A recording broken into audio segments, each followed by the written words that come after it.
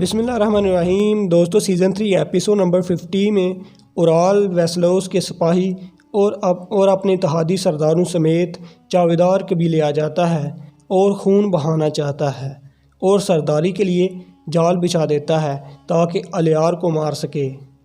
दूसरी तरफ हलीमा खातून हलीना को कालीन बनाने का तरीका बतलाती हैं और इतने में इस्लाह खातून वहां आ जाती हैं। दूसरी तरफ जरगा जारी था जिसकी क़यादत अर्तुगरुल कर रहे थे। इतने में जुलजान आ जाता है और बताता है कि उसने उराल को सिपाहियों समेत चावेदार कबीले जाते देखा है, जिस पर सब हैरान हो जाते हैं।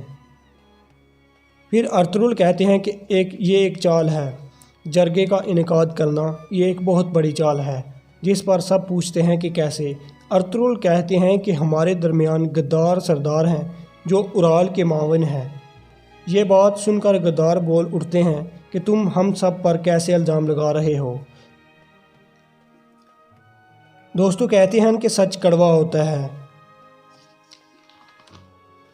और वो अर्तुगरुल को कहते हैं कि अगर तुम कुछ जानते हो तो बता दो, जिस पर अलियार और अर्तुगरुल तमाम गद्दारों के सर कलम कर देते हैं। दूसरी तरफ उराल के गद्दार सिपाही सराय में जहां औरतें कालीन बनाने का काम कर रही होती हैं वहां उन्हें यरगमाल बना लेते हैं। दूसरी तरफ कुतलुजा और उसके सिपाही गुदार उराल को ढूंढ लेते हैं और उराल पर हमला कर देते हैं, जिससे कुतलुजा शहीद हो जाते हैं क्योंकि उराल के सिपाहियों की तादाद बहुत ज़्यादा होती है। फिर उराल अपने सिपाहियों को हुक्म देता है कि जाओ और कबीले के सारे लोगों को यरगमाल बना लो। फिर उराल कबीले के लोगों से पूछता है कि कोई है जो मेरी बगावत करे, और 2 आदमी सामने आते हैं और वो अर्तुगरुल साहब की तरफदारी करते हैं, जिन पर उराल इन्हें शहीद कर देता है। उराल कहता है कि जो मेरे रास्ते में आएगा उसका यही अंजाम होगा, मैं चावेदार कबीले का सरदार हूँ। फिर उराल के सिपाही उराल सरदार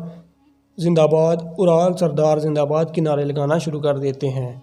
फिर उराल का एक सिपाही वेसलोस की तरफ एक तीर फेंकता है, जिसका मतलब ये होता है कि उराल ने सरदारी संभाल ली है। वेसलोस एक जंगल में दूसरी तरफ खड़ा होता है। दूसरी तरफ आयमा खानम और इस्लाह खातून उराल को उसकी औकात याद दिलाने की कोशिश करती हैं तो वो उन्हें शहीद कर देने लगता है। तो इतने में उसकी बहन इस्लाह कहती है कि ऐसा मत करो, खुदा के लिए रुक जाओ, जिस पर वो रुक जाता है। लेकिन फिर आखिरी दफ़ा वो तान ही लेता है कि आयमा खानम और हलीमा को मारने लगता है। तो इतने में अर्तुगरुल और उसके सिपाही अलियार और उसके सिपाही उन पर हमला कर देते हैं और सीधा तीर उराल के बाजू पर लगता है। उसकी तलवार गिर जाती है और आयमा खानम और हलीमा की जान बच जाती है। फिर लड़ते लड़ते उराल तलवार हलीमा की गर्दन पर रख देता है। इतने में पैगाम रसां उराल का सिपाही दूसरी तरफ जंगल में खड़े वेसलोस की तरफ तीर फेंकता है, जो हालात ख़राब होने का इशारा देते हैं। वेसलोस कहता है कि बेवकूफ़ उराल फिर हारेगा।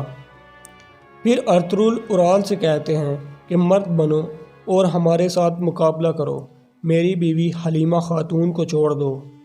अलियार भी उराल से कहता है कि तुमने अपने हवस में बहुत सी जानें ली हैं, अब औरतों को डाल बनाकर उनके पीछे छुप रहे हो, मर्द बनो और हमसे मुकाबला करो।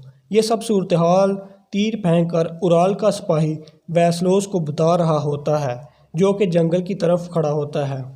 फिर वेसलोस का सिपाही वेसलोस को कहता है कि उराल हमारी मदद चाहते हैं, जिस पर वेसलोस कहता है कि बाढ़ में जाए वो बेवकूफ़ उराल। फिर दूसरी तरफ उराल अपने सिपाहियों को हमले के लिए कहता है, लेकिन सब हथियार फेंक देते हैं और बेबसी के आलम में झुक जाते हैं। फिर अर्तुगरुल हमला कर देता है और उराल की गर्दन उड़ा देता है। दूसरी तरफ ये सब उसकी बीवी को महसूस हो जाता है। फिर वेसलोस, जो कि जंगल में खड़ा होता है, कहता है कि हमें शहनशाह से दरख्वास्त करनी होगी कि वो हमें फ़ौजी दस्ते फराहम करे ताकि हम अपने किले की हिफाजत कर सकें और हम मजबूत हो सकें।